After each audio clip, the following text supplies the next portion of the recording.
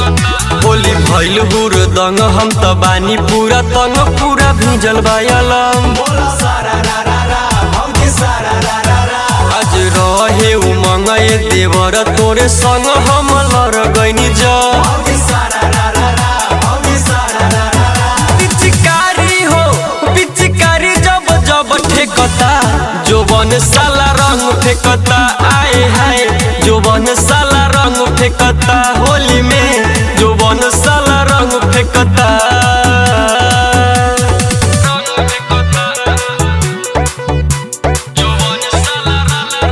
Brand recording studio बसंत बाजार।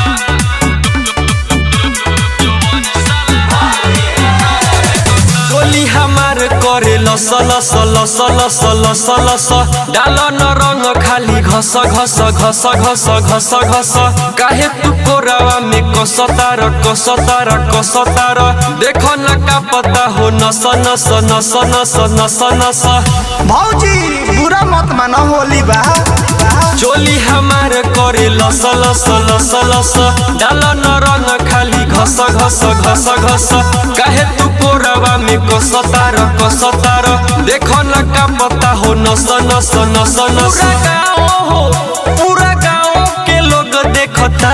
जोबन साला रंग फेंकता आए हाय जोबन साला रंग फेंकता होली में जोबन साला रंग फेंकता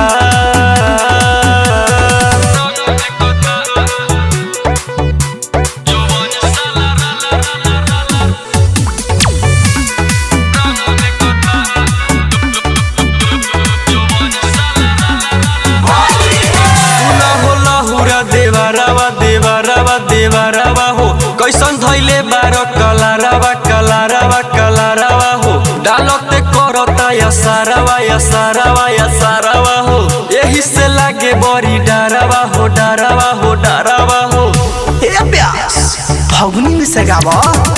सुना ये लहुरा देवरवा देवरवा हो कैसन धैले बार कलारवा कलारवा हो डालते करता या सारावा हो यही से लागता भी डरावा हो डरावा करन के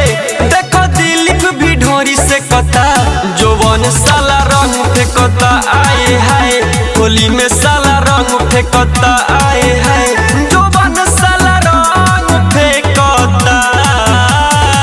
ब्रांड रिकॉर्डिंग स्टूडियो बसंत बाजार।